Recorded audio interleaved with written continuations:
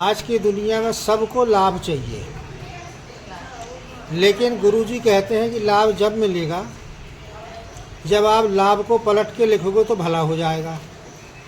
जब आप भला करना शुरू करोगे तो लाभ अपने आप आपके जीवन में जुड़ता चला जाएगा। ये पहला सूत्र है जीवन में आगे बढ़ने का। दूसरा सूत्र ये है कि भगवान की कृपा और दया चाहिए।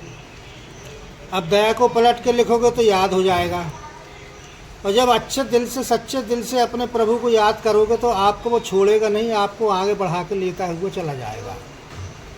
और तीसरा मूल मंत्र ये है कि भाई लोग कहते हैं कि मेरे को कोई पूछता नहीं है, कोई मेरे को जानता नहीं है, कोई मेरे को नमस्कार नहीं करता।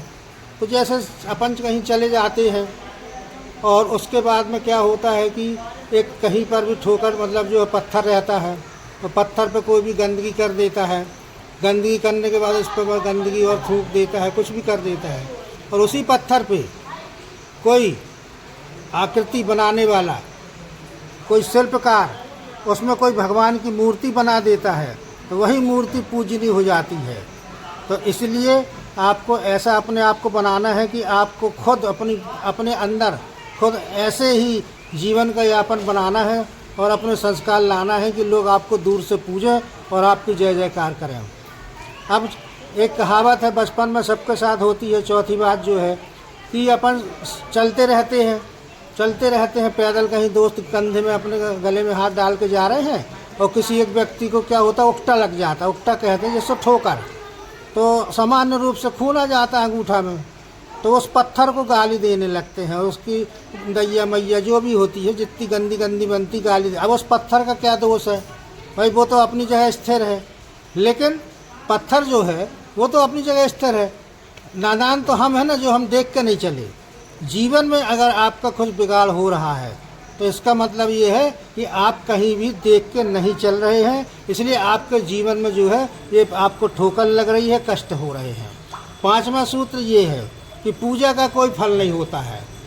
पूजा आप चाहे राम बोलो चाहे मरा बोलो, इसमें राम का ही नाम आता है।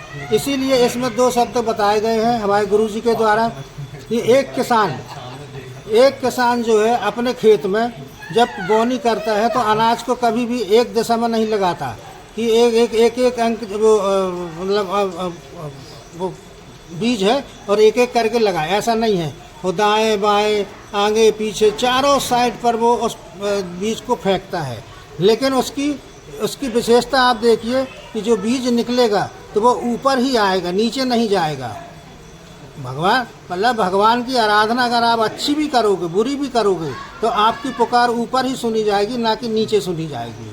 तो ये 5 सूत्र हैं, इसलिए आपको अपने जीवन में ये सब चीज़ों को धारण करके और अपने जीवन को आगे बढ़ाएं, जिससे आपका जीवन सुखमय हो, मंगलमय हो।